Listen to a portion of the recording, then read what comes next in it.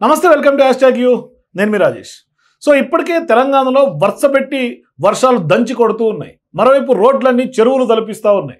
మరోవైపు ప్రధానంగా ఇంకా భవిష్యత్తు రానున్నటువంటి రోజుల్లో కూడా లో డిప్రెషన్ వల్ల, ప్రెషర్ వల్ల వర్షాలు మరింత అధికంగా పడే అవకాశాలు ఉంటాయి అనే అంశాలు కూడా కొంత ఇప్పుడు ప్రజల్ని వాతావరణ శాఖ కూడా హెచ్చరికలు జారీ చేస్తుంది. మరోవైపు ఇప్పటికే ఎల్లో అలర్ట్ కూడా కొంత ఎగిరేశారు. మరోవైపు సీఎం రేవంత్ రెడ్డి క్షేత్రస్థాయిలో తిరుగుతూ ఏదైతే వరద ప్రభావిత ప్రాంతాల్లో కూడా ఆయన క్షేత్రస్థాయిలో వెళ్ళి ఆయనే డైరెక్ట్గా రంగంలో దిగారు. ఆయన నాకు తెలిసి మొట్టమొదటి సీఎం ఇప్పటిదాకా తెలంగాణ ఏరియాల్లో వరదల్లో హైదరాబాద్లో మరీ ముఖ్యంగా వెళ్ళినటువంటి సీఎం రేవంత్ రెడ్డి. సో ఇటువంటి సందర్భాల్లో ఎందుకు హైదరాబాద్కి ఇటువంటి పరిస్థితులు? హైదరాబాద్ కాస్త హైదరాబాద్ ఎందుకు అవుతుంది? నిజంగా హైదరాబాద్లో ఉండాలంటే ఎందుకు భయం వస్తుంది? ఒక రకంగా చెప్పాలంటే చిన్నపాటి వర్షం వచ్చినా వెంటనే ఇంటికి వెళ్ళిపోవాలి, లేదంటే మనం మునిగిపోతాము, లేకుంటే కొట్టుకుపోతాము అనే పరిస్థితులు. ఆఖరికి నిన్నటి నుంచి ఒక వీడియో తెగ వైరల్ అవుతోంది. శ్రీనగర్ కాలనీలో ఎప్పుడు లేనటువంటి విధంగా గ్రీన్ బావర్చి హోటల్ దగ్గర ఒక ఆటో కొట్టుకుపోతుంది, టూ వీలర్లు కొట్టుకుపోతున్నాయి, మనుషులతో సహా టూ వీలర్ వెళ్ళిపోతుంది. అంటే అంత ఫోర్స్డ్ వాటర్. ఒక రకంగా చెప్పాలంటే ఒక రిజర్వాయర్లో గేట్లు ఎత్తినట్టు మాదిరిగా రోడ్ల మీద నీళ్లు ఆ విధంగా కొట్టుకొని వెళ్తుంది. అంత ఫోర్స్ వస్తుంది అంటే ఎక్కడ లోపం జరిగింది? ప్లానింగ్ లోపమా, లేదు అంటే గత పాలకుల యొక్క తప్పిదాల? ఎవరిది పాపం? ఎవరిని బాధ్యత చేయాలి? ఇవన్నీ కూడా మాట్లాడదాం. అసలు ఎందుకు ప్రకృతి హైదరాబాద్ మీద, మరీ ముఖ్యంగా తెలంగాణ మీద పగబట్టింది మాట్లాడదాం. మనతో పాటు దాసరి విజ్ఞాన్ ఫిలిం క్రిటిక్ విశ్లేషకులు జాయిన్ అవుతున్నారు. డిస్కస్ చేద్దాం ఇన్ డీటెయిల్గా. నమస్తే విజ్ఞాన్ గారు. సార్, ఏంటి సార్ హైదరాబాద్లో నిజంగా ఇప్పుడు జరుగుతున్నటువంటి పరిస్థితులు, ఈ క్లైమాటిక్ చేంజెస్, ఈ కండిషన్స్ చూస్తుంటే ఒక రకంగా నిజంగా భయం పుడతా ఉంది. అసలు హైదరాబాద్లో మనం ఎందుకు ఉంటున్నామా అనేది కూడా అనిపిస్తూ ఉంది. అంటే ఒకప్పుడు సేఫెస్ట్ సిటీగా హైదరాబాద్కి మనకి ఉండింది, కానీ ఇప్పుడు కాస్త ఈ చిన్న అరగంట వర్షం పడిందంటే మొత్తం సముద్రాలు, చెరువులు తలపిస్తున్నాయి. ఆఖరికి హైడ్రా సిబ్బందికి అయితే రాత్రి పగలు నిద్రలేనటువంటి రాత్రులు ఉన్నాయి. ఏంటి అసలు ఏం జరుగుతుంది అసలు? మనం ఇది ఇప్పుడు థర్డ్ పార్ట్ చేసేది. ఫస్ట్ మనం ఏం మాట్లాడామంటే నాలాల్లో చెత్తలు తీయండి అని చెప్పుకున్నాం. అవును, మరి ఎంతవరకు ఎంతమంది చేశారు? మనం ప్రజలు తీయటం కంటే కూడా గవర్నమెంట్ చేశారు. నెక్స్ట్ తర్వాత మొన్న అమీర్పేట్ ఆ పరిసరాల్లో వర్షము, దానికి రీజన్స్ అన్ని మాట్లాడుకున్నాం. ఇప్పుడు ఇది చేయడానికి కారణం ఏంటంటే, ఫస్ట్ ఒకటి లాస్ట్ ఎపిసోడ్ లీడ్ తీసుకుంటే కామెంట్స్ లో ఒక అతను రాశాడు, 2-3 అమీర్పేట్ వాళ్ళు వచ్చారు అందులోకి. 25 years పై నుంచే ఆయన అమీర్పేటలో ఉంటున్నాడంట. మన సత్యం థియేటర్ ఉందా, ఇప్పుడు ట్రిపుల్ అయింది, దాని వెనకాల అంటే ధరన్ కరణ్ రోడ్ ఇవేవో ఉంటాయి, అక్కడ ఒక పెద్ద చెరువు ఉండేదంట. సో అక్కడ లేఅవుట్ వేసేసారు. అది ఏం చెరువు తెలియదు. 25 years బ్యాక్ చెరువు ఉండేదంట అక్కడ.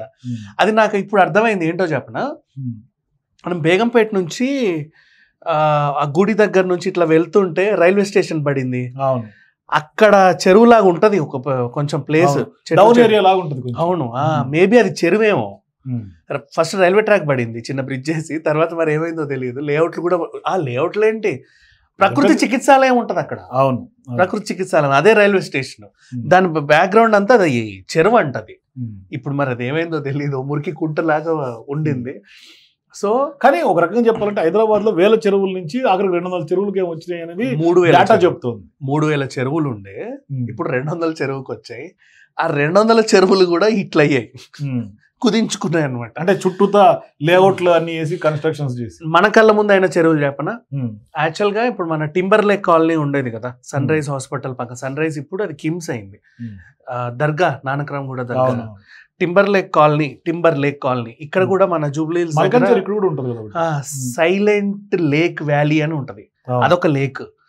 టింబర్ లేక్ లో అదొక లేక్, దాన్ని మాల్కాపురం చెరువు అని పార్క్ కట్టారు. పార్క్ ఎక్కువైంది, చెరువు తగ్గింది. కృష్ణకాంత్ పార్క్ లో కూడా బోటింగ్ ఉండేది, మనకు దుర్గం చెరువు లాగా. నా చిన్నప్పుడు ఉండింది అది కూడా చిన్న లేకే. అది కాసి ఇట్లా అయిపోయింది. లోటస్ పాండ్ లో లోటస్ లేదు, పాండు లేదు. అది కూడా ఒకటి. అంటే మన దరిదాపుల్లోనే చెప్పాను నేను, ఈ చుట్టుపక్కలే 2-3. అలాంటిది అది ఎట్లా మాయమైందో తెలియదు. అంటే మేబీ అక్కడ బేగంపేట ఎయిర్పోర్ట్ పడ్డ తర్వాత ఏమన్నా కొంచెం కుదించుకుంటూ వచ్చారా అప్పట్లో, ఇప్పుడు తెలియదు కదా. కానీ బస్తీలు అన్నింటిలోకి నీళ్ళు వెళ్ళిపోయి మొత్తం ఇళ్ళలోకి నీళ్ళు వచ్చింది సందర్భాలు. నువ్వు చెరువులో బస్తీ కట్టుకున్నాక నీళ్లు నా దగ్గరకు వచ్చాను ఎలా కంప్లైంట్ ఇస్తావు? నీళ్లు ఉన్న చోటే ఉన్నాయి, మనం వెళ్ళి అక్కడికి ఉంటున్నాం ఇప్పుడు యాక్చువల్గా చెప్పాలి అంటే. సో ఇందాక నువ్వు అదొకటి, మీరు అన్నట్టుగా వెళ్లే మార్గాల్లో కూడా నాలాల మీద కూడా ఇల్లు కట్టారు. చెరువులోకి పోవాలంటే కూడా నీళ్లు మన ఇంట్లో ముందు. నాలా ఇల్లు అంటే ఒకటి చెప్తా, మూసి నాలా అది లంగర్ హౌస్ ఏరియా. నాలా ఇట్లుంటది, దానికి తగ్గట్టు ఇటు ఇట్లా బిల్డింగ్స్ ఉంటాయి, అక్కడ ఏదో నాలా పోతా ఉంటది. దీన్ని వీళ్ళు ఏం చేస్తారు తెలుసా, ఇటు తిన్న తర్వాత అన్ని కడిగాక ఉంటాయి కదా వ్యర్థాలు, అటేస్తారు ఇట్లా. అవి ఏడికిపోతాయో తెలీదు, నీ ఇంట్లో వేసినా కూడా అందులోకే వెళ్తాయి, మరి అటేయడం ఎందుకో. ఇట్లాంటి మనమే చేసుకున్న కర్మే ఇది నిజంగా చెప్పాలంటే. అండ్ ఇప్పుడు Hyderabad under ground drainage system అంతా కూడా 1,00,000 మందికో 2 లక్షలకో మహా అయితే 5 లక్షల మందికో కట్టారు. వాళ్ళు కట్టినప్పుడు ఎలా కట్టారంటే, మనం షూటింగ్లు కూడా అయ్యాయి తెలుసా నీకు. నాగార్జున కిల్లర్ సినిమానా, బ్రిడ్జ్ లోపల ఇట్లా నీళ్లు పడతా ఉంటే ఫైట్లు చేస్తూ ఉంటారు చూడు, గుహల్లాగా ఉంటాయి అవి, ఇవే అండర్ గ్రౌండ్. కొన్ని చోట్ల నీళ్లు లేని చోట మనకు షూటింగ్లు కూడా అయ్యాయి. ఇప్పుడు అవన్నీ ఫుల్ అయి తన్నుకు వస్తున్నాయి బయటికి.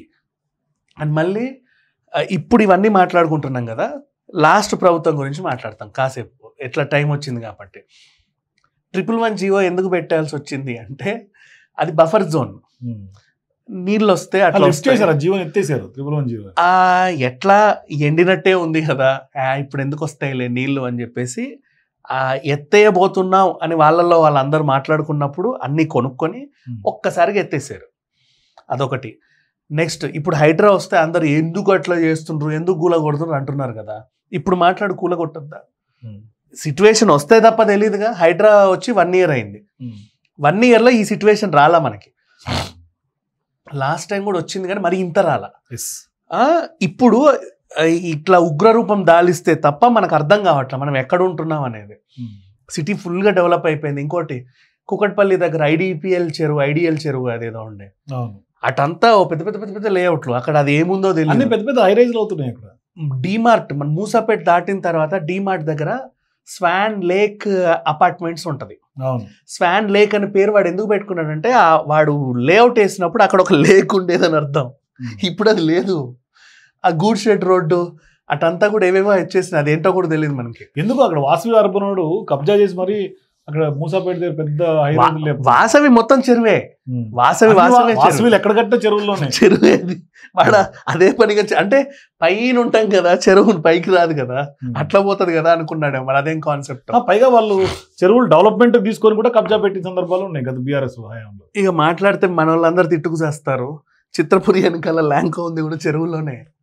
చెరువు అది, అందుకనే మొన్న కారు కొట్టుకుపోయింది కదా ల్యాంకో రోడ్ల మీద. చెరువు అది, ఆ కొండ అదంతా చెరువు ఇప్పటికీ కనిపిస్తూ ఉంటుంది. మీరు వెళ్తా ఉంటే అటు ఇటు చూస్తూ ఉంటే చిన్న చిన్న వాటర్ ఆగి అలాగే ఉంటుంది, అంతా చెరువే. పై కట్టేశారు ల్యాంకో హిల్స్. ఫస్ట్ మనకు అవే కదా. అంటే యాక్చువల్గా అక్కడ అన్ని కొండలు చెరువులే మీరు అన్నట్టుగా. అక్కడ దర్గా కూడా ఉండింది ఒకటి, పైన ఒకటి దర్గా ఉంటుంది. ఆ కొండను తొలిచే సందర్భంగా నేను చాలా సార్లు వెళ్ళాను కూడా అక్కడికి. అక్కడ సినిమా షూటింగ్లు అయినాయి, భగీరథ, చాలా సినిమాలు అయినాయి అక్కడ. ఆ కొండలో రాక్ లో చాలా సినిమా షూటింగ్లు అయినాయి. అంటే ఒకప్పుడు 100,000 ఎకరాలు ప్రైవేట్కి ఇచ్చేస్తే, ప్రైవేటీకరణ చేసిస్తే, దాన్ని ఇప్పుడు మొత్తం అంతా వెంచర్ వేస్తే ఆ పరిస్థితి అయింది ఇప్పుడు అక్కడ. అండ్ సరే పోనీ అట్లా చేయకుండా ఏమన్నా కట్టారా అన్నా కూడా, వర్షాన్న నువ్వు ఎట్లాగూ కుదించి ఏదేదో చేసావు చెరువులన్నీ. వర్షం వచ్చినప్పుడు ఇప్పుడు ఇబ్బంది పడుతున్నారు. పోనీ కట్టిన బ్రిడ్జ్లు ఏమన్నా బాగున్నాయంటే మేడిగడ్డలు అవి కూడా ఏదో ఇటు కట్టేసి వదిలేస్తారు. సో దీన్ని, అండ్ కాళేశ్వరం అదొక అద్భుతం. తెలంగాణ మొత్తం భూకంపాలు వస్తాయి. ఎందుకు చెప్తున్నా వినండి. మనకి బల్లాష నుంచి మొదలు పెడితే బార్డర్, నాగపూర్ నుంచి మహారాష్ట్ర బార్డర్, బల్లాష నుంచి మొదలు పెడితే గోలేటి, తాండూర్, సిర్పూర్, కాగజ్ నగర్, మందమర్రి, మంచిర్యాల్, పెద్దపల్లి వరకు అదంతా సింగరేణి ఏరియా. వాళ్ళ పనే కింద తవ్వడం. ప్యారలల్గా అనుకోకుండా పుట్టింది కాబట్టి, ప్రకృతి పుట్టించింది కాబట్టి గోదావరి వెళ్తూ ఉండదు అక్కడ. ఈ ఆల్మోస్ట్ నువ్వు తవ్వడం, ఇంకో పక్క ప్యారలల్ గోదావరి వెళ్ళడం జరిగినప్పుడు, నువ్వు కాళేశ్వరం కట్టి ఆ నీళ్లు ఇటు, ఈ నీళ్లు అటు నుంచి ఇటు నుంచి నీ మొహం మీదకి, నీ బొంద మీదకి మలుచుకుంటే ఏమైందంటే లోపల టెక్టానిక్ ప్లేట్స్ క్రాష్ అయ్యి చిన్న భూకంపాలు వచ్చాయి మన తెలంగాణ అంతటి కూడా. ఇక హైదరాబాద్ పరిస్థితి అంటావా, నువ్వు ఇంత కన్స్ట్రక్షన్ చేస్తున్నావు, కన్స్ట్రక్షన్కి నీకు 10 ఏళ్ళు 5 ఏళ్ళు పడుతుందా? ఈ 5 ఏళ్ళు నీళ్లు లాగుతున్నావు మొత్తం. ఎలా లాగుతున్నావు? నీ గవర్నమెంట్ ఇచ్చే నీళ్ళు ఉన్నాయి. ఏం చేస్తున్నారంటే, మనకి ప్రతి ఇల్లు చేసే పనులు చెప్తున్నా, అందరూ కూడా ఆల్మోస్ట్ అందరూ హైదరాబాద్లో ఉన్న వాళ్ళందరూ గవర్నమెంట్ వాడు మనకు వదిలేరు. డే బై డే వాటర్ వస్తాయి. దానికి మోటార్లు పెడుతున్నారు. మోటార్లు పెట్టి లాగుడు అనమాట.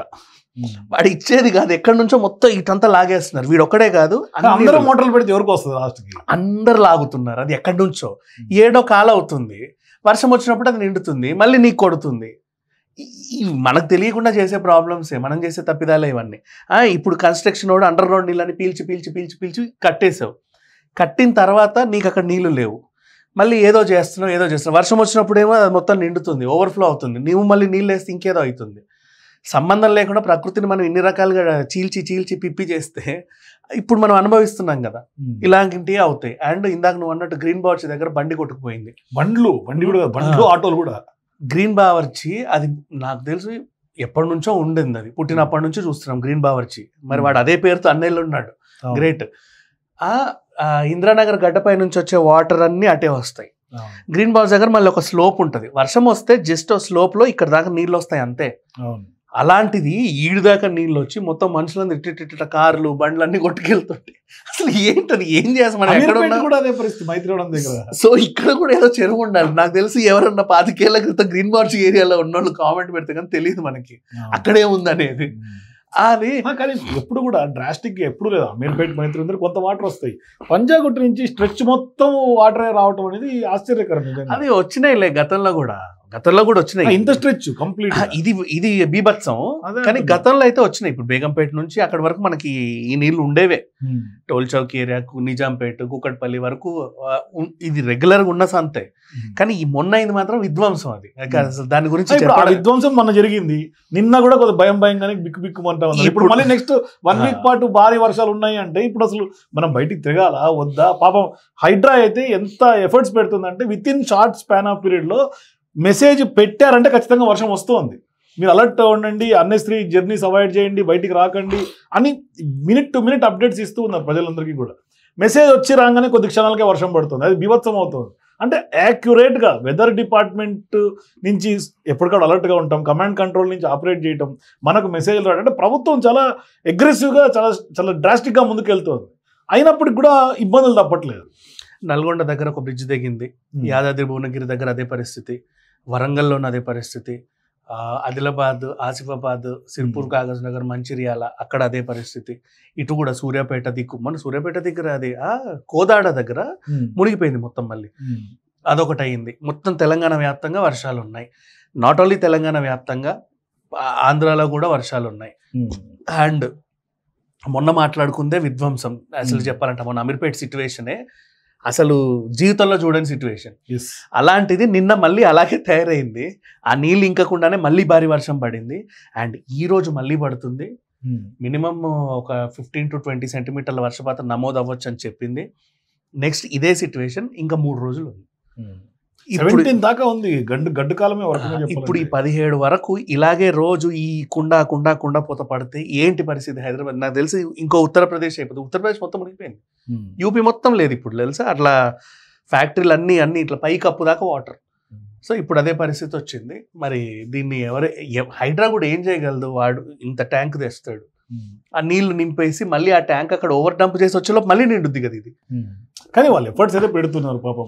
బస్ స్టాండ్లో ఉన్న కాపాడటం, అంబులెన్స్ లాగిపోతే వెహికల్స్ ని కొంచెం రెస్క్యూ అయితే డిజాస్టర్ రెస్పాన్స్ అగ్రెసివ్ గా పనిచేస్తుంది. లాస్ట్ 3-4 months లో వేసిన రోడ్లే సర్వనాశనం అయిపోయినాయి. ఇప్పుడు మళ్ళీ వేయాల్సిన పరిస్థితి. అంటే అది కార్పొరేట్ ఎలక్షన్స్ వస్తున్నాయనో మరి దేనికో తెలియదు, మొత్తం గబగబ నీట్ గా చేసి పెట్టారు. మళ్ళీ అదే మొదటికి వచ్చింది పరిస్థితి. జరుగుతుందో ఏంటో మొత్తం. థ్యాంక్ యూ విజ్ఞాన్ గారు. సో మొత్తం మీద గత పాలకుల పాపమా లేదంటే కనుక ఏం జరిగిందో అనేది కూడా కొంత చర్చనీయాంశంగా మారుతుంది. కానీ హైదరాబాద్ అయితే మాత్రం గతంలో ఎన్నడూ లేనటువంటి ఒక డ్రాస్టిక్గా పరిస్థితులు అయితే కొంత దిగజారుతున్నటువంటి పరిస్థితులు నిజంగా ఉండాలంటేనే బిక్కుమంటా ఉండాల్సినటువంటి పరిస్థితులు ఎక్కువ శాతం కనిపిస్తుంది.